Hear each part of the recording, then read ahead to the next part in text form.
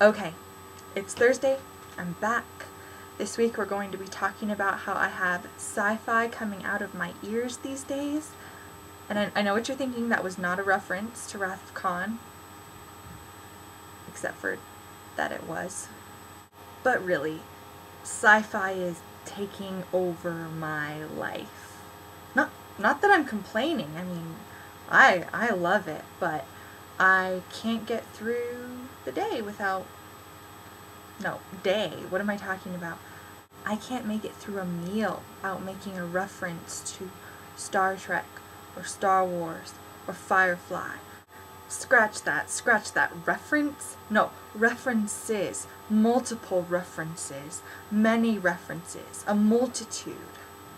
Lulu and I refer to a starship crew of our own invention in the plural first person. We are them. They are us. This is our reality. Not that I'm complaining. I mean, I'm totally okay with it. More than okay with it. I mean, sci-fi is a genre that allows us to explore philosophical questions without being looked upon as philosophers. It's stealth mode for the questioning mind. Let's take an episode of Star Trek that I just recently watched, right? The Naked Time. It's the 4th episode of the first season of the original series. It was written by John D.F. Black, and what sort of takes place is the crew of the Enterprise has been infected with a disease that completely destroys their inhibitions. You've probably seen a picture or a clip of Sulu running around shirtless with a rapier. That one. That's the one.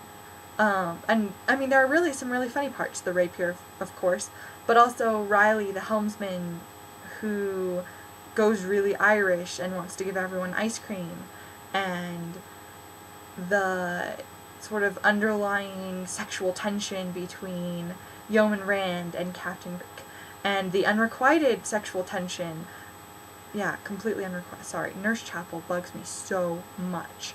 Anyway, but her feelings for Spock, and Spock crying, and all of these things just going down. But the central question is, at least to my mind, is do inhibitions make us who we are? Is it just as much what we don't do that really shapes us as human beings?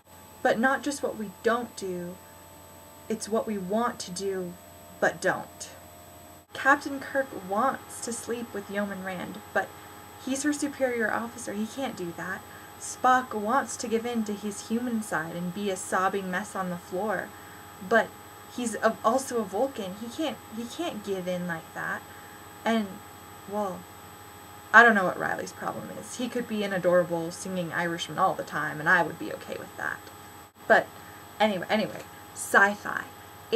It's important. It allows us to really look at deep internal questions by expanding our vista, by showing us the universe. Because those ideas could be really scary if we just sort of sat in our rooms and thought about them. But when they're framed in a story, framed in characters who are like us but are apart from us, framed by adventures that could never possibly happen, and yet do, we are able to approach questions that otherwise would leave us trembling in our boots, in our fry boots. Thus, she ended her video with a reference to a sci-fi canon that does not yet exist.